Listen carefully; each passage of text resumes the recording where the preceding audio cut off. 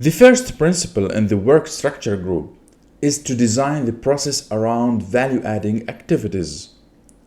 Value-added activities are those which the customer is willing to pay for. They are the ones that add value to the product or service such that it transforms it into the shape that the customer expects. Activities other than that are considered non-value added.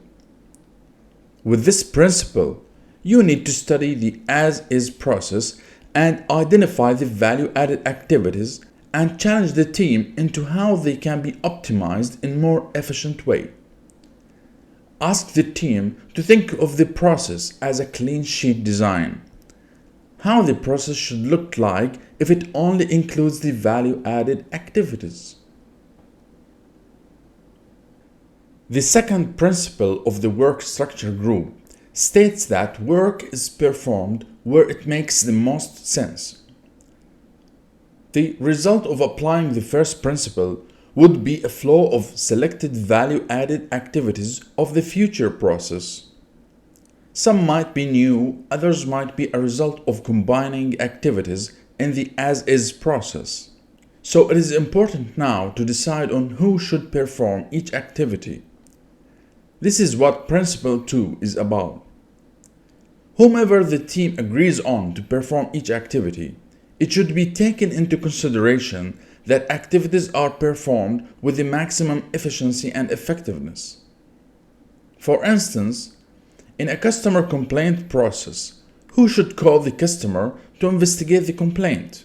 Customer service or quality control team or both, such that repeated calls are avoided. A single point of contact is an important principle in process design, be it an internal or external activity. Multiple transfer of calls when a customer calls in is a symptom of a broken process. Another example is multiple repositories of data storage that provide confusion and incorrect or unupdated instances of information. Usually, inputs to processes come in various complexities, size, type, or shape. If you have one process that fits all, try to create separate process flows that handle the variety of inputs.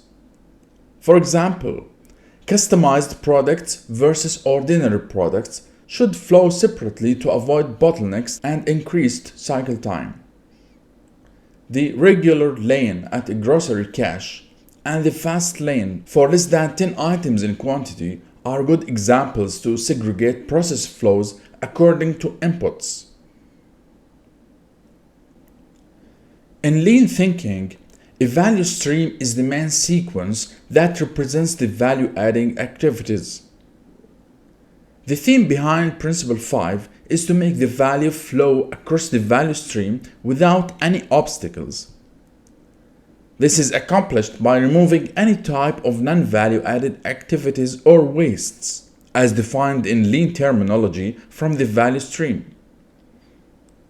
Principles 6 through 10 deal with this objective. Let's see how.